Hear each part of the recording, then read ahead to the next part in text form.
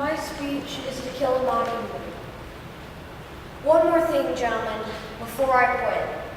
Thomas Jefferson once said that all men are created equal. A phrase a Yankee and the staff of the executive branch in Washington are fond of hurling at us. There's a tendency in this year of grace, 1935, for people to use this phrase out of context to satisfy all conditions. The most ridiculous example I can think is the people who are on the public education. They promote the stupid and the idle along with the industrious because all men are created equal. We know not that all men are created equal in the sense that some would have us believe. Some men are smarter than others. Some people have more opportunities simply because they're born with them. Some men make more money than others. Some women bake better cakes than others.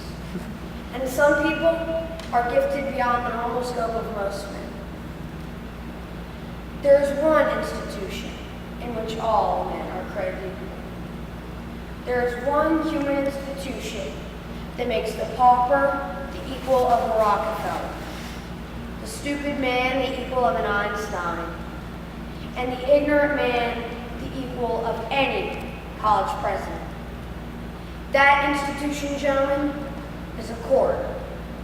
It can be the Supreme of the United States, or the humblest JP court in the land, or this.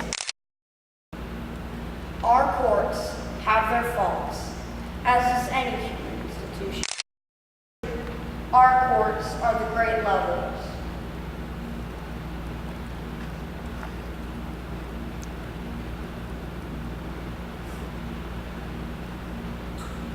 I'm no idealist to firmly believe in the integrity. No ideal to me.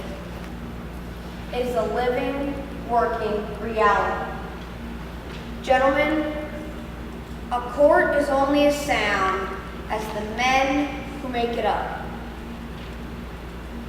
I hope that you will review without passion the evidence that you have heard, come to a decision, restore the defendant to his family, and in God's name, do your duty.